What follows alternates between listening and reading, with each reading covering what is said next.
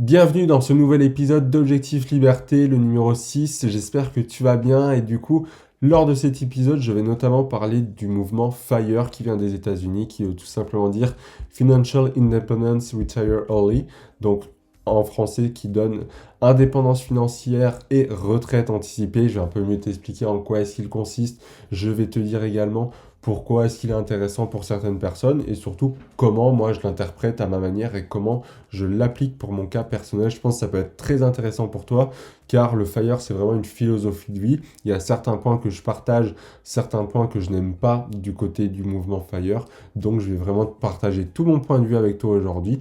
Et si tu ne me connais pas, je me présente, je m'appelle Maxime Ontulé, je t'aide à investir en bourse étape par étape sans que tu n'aies besoin d'un master en finance.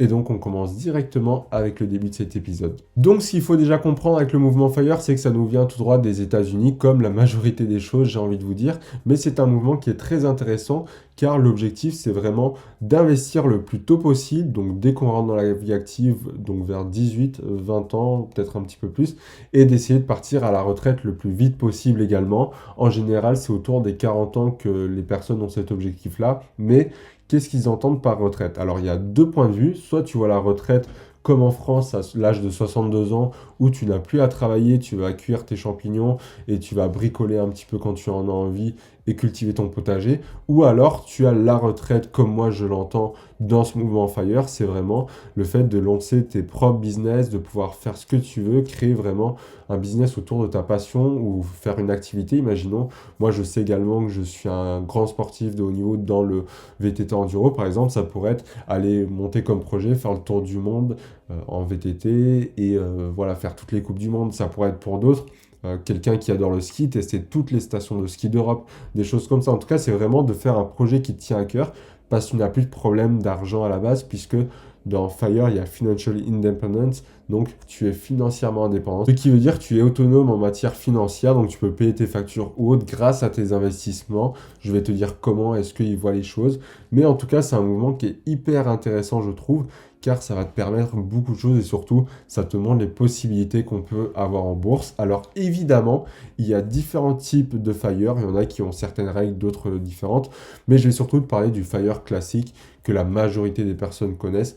Comme ça, je vais pouvoir vraiment te prendre un point de comparaison.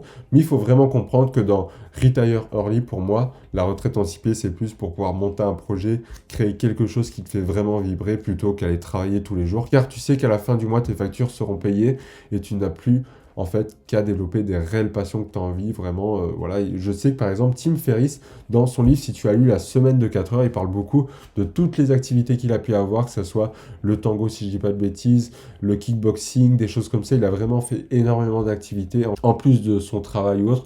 Lui, c'était pas vraiment un mouvement FIRE, mais c'était un peu ça pour l'époque. Pas dans le sens où il investissait en bourse, mais lui plus dans un business, dans une muse, etc. Je t'invite à aller lire le livre si tu ne l'as pas lu, il est vraiment excellent. Mais pour revenir au mouvement FIRE, je vais t'expliquer exactement comment est-ce qu'il marche, car c'est quelque chose de très intéressant point de vue investissement. En quoi consiste donc le mouvement FIRE? C'est très simple, l'objectif, comme je te l'ai dit, c'est vraiment d'investir le plus tôt possible, donc vers tes 18, 20, 25 ans. Après, il n'y a pas vraiment d'âge pour commencer, mais le plus tôt possible est le mieux, car à ce moment-là, tu vas pouvoir placer cet argent-là en bourse. On estime en général, par exemple, que le SP500 fait 10% par an depuis les 30 voire 50 dernières années. C'est un ratio qui n'est pas très compliqué d'obtenir. Évidemment, il faut enlever 2% d'inflation en général et un petit peu en termes d'impôts, forcément que tu vas payer à la plus-value.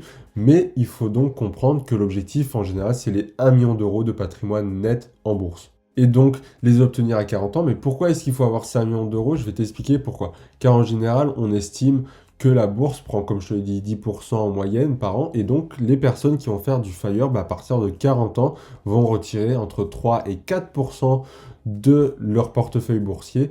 Car forcément, s'ils retirent 4% et que la bourse prend 10% cette même année-là, et au final, ils sont en positif de 4% brut, sauf qu'évidemment, il faut retirer les impôts et également retirer l'inflation quand tu le rajoutes les 10%. Mais en moyenne, on estime que si tu retires entre 3 et 4%, tu arrives généralement à bien maintenir ton portefeuille, voire même à l'évoluer si le marché est en une mauvaise période. Évidemment, si c'est en période de crise, c'est un peu différent et autres. Ton portefeuille peut perdre un peu de valeur. Il faut vraiment comprendre que l'objectif du mouvement FIRE, c'est vraiment 1 million d'euros pour l'âge d'environ 40 ans en bourse. Mais là, tu vas me dire que oui, c'est très beau, mais personne ne peut mettre, ou en tout cas très peu de personnes peuvent mettre 1 million d'euros en bourse comme ça à l'âge de 40 ans.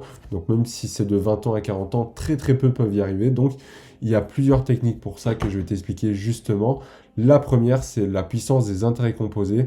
En fait, c'est tout simplement des intérêts qui créent des intérêts. Donc, je te l'ai déjà expliqué plein de fois sur cette chaîne. Je fais même une vidéo juste ici pour t'expliquer comment atteindre les 1 million d'euros. Évidemment, c'est une formule mathématique, hein, c'est pas, on ne prédit pas le futur ici. Mais si ça se passe comme ça, tu auras vraiment ces 1 million d'euros sur ton compte en banque. Donc, au final, on va utiliser les intérêts composés. C'est les intérêts qui créent eux-mêmes des intérêts. 1000 euros placés à 10% par an. L'année 1, c'est 1000 euros. L'année 2, c'est 1100 euros. L'année 3, c'est 1210 euros. Après, etc., etc., ça va augmenter petit à petit. C'est vraiment des intérêts qui créent des intérêts. La fortune de Warren Buffett est faite là-dessus, notamment. Ensuite, il y a une deuxième chose que mettent en place les personnes qui font le FIRE, c'est notamment le frugalisme, ou en tout cas de réduire au maximum leurs dépenses pour pouvoir investir un maximum. C'est quelque chose que je suis assez dubitatif et que j'aime et que je n'aime pas à la fois, dans le sens où j'aime bien être frugaliste sur les choses voilà, qui ne servent à rien. Par exemple, des vêtements, je ne vais pas mettre 700 euros dans un t-shirt. On va prendre également en compte tout ce qui est changer le matériel ou quoi. J'aime bien garder les choses. Voilà, je ne suis pas quelqu'un qui dépense énormément là-dessus. Je préfère dépenser en expérience.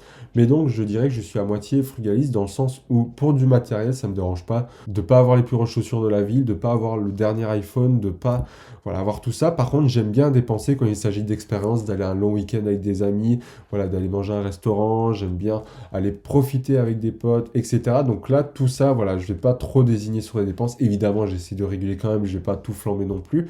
Mais là-dessus, j'aime bien avoir un petit poste de dépense quand même. Donc, je suis plus ou moins d'accord avec eux dans le sens où je ne vais pas commencer à économiser le moindre radis.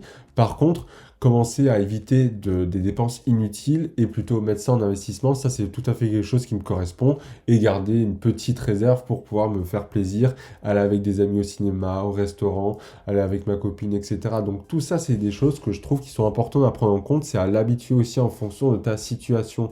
Si aujourd'hui tu as déjà 2 enfants, ça va pas être la même chose et si tu habites chez toi, que quelqu'un qui habite chez ses parents un peu comme moi et qui a 20 ans et qui n'a pas encore d'enfants, etc. Donc beaucoup moins de charges. Donc évidemment, c'est toutes des choses comme ça à prendre en compte, mais vraiment le mouvement FIRE, ça peut être une très bonne chose. Je t'invite vraiment à te renseigner. D'ailleurs, mes vidéos sont un peu portées sur ce mouvement-là parce qu'au final, l'investissement, quand tu es assez jeune, eh bien, tu peux faire un mouvement FIRE très accéléré où tu essaies de l'atteindre à 40 ans, voire plus tôt, et tu es vraiment très frugal. Soit tu essaies de l'atteindre un peu plus tard, ou peut-être plus tôt si ça se porte bien et que tu arrives à développer, etc. Mais le but, c'est pas non plus de se priver, je trouve. C'est très bien le mouvement FIRE sur la base de la philosophie d'investir, de devenir financièrement indépendant, etc. Par contre, sur la base du frugalisme un peu poussé à l'extrême, ça je suis un peu plus contre, car je pense qu'il faut quand même profiter de la vie. Ça serait quand même dommage de se réveiller à 40 ans avec 1 million d'euros sur son compte en banque, ça serait très joli à voir. Mais par contre, avec zéro expérience avec ses années passées pendant ta vingtaine ou ta trentaine. Ça, je trouverais ça dommage. Donc, pas avoir le dernier iPhone tous les ans, ça je m'en fous. Pas avoir les dernières paires de chaussures, c'est pas ce qui m'importe peu.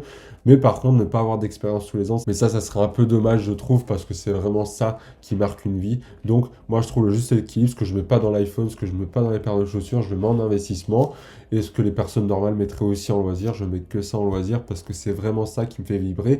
Après, ça va dépendre de tout le monde. Et évidemment, j'ai des frais et j'achète du matériel comme tout le monde. Par exemple, si j'ai besoin maintenant d'un nouvel iPhone pour filmer, si j'ai besoin, j'ai une bêtise, voilà, d'une nouvelle paire de chaussures, de nouveaux vêtements, ben évidemment, je vais l'acheter. Je vais pas mettre des chaussures trouées ou des vêtements qui sont trop usés, évidemment. Mais en tout cas, j'essaye de bien gérer toutes mes dépenses pour maximiser au mieux mon investissement. Et puis quand tu es jeune comme moi, franchement, ça sert à rien de te la péter, etc. Même si tu dis que tu n'as pas d'argent sur toi, ben, franchement, si tu es étudiant, c'est le cas de 90% des étudiants de France, il y en a même qui n'ont pas du tout d'argent, malheureusement. Mais donc, si tu souhaites voilà, vivre frugalement quand tu es étudiant, franchement, pas avoir une grosse voiture, ben, ça choquera personne parce que autour de toi, tu vivras avec des étudiants et un statut d'étudiant en général, tu n'as pas souvent en dessous. Tu sais, on a souvent ce cliché des étudiants qui mangent des pâtes, etc.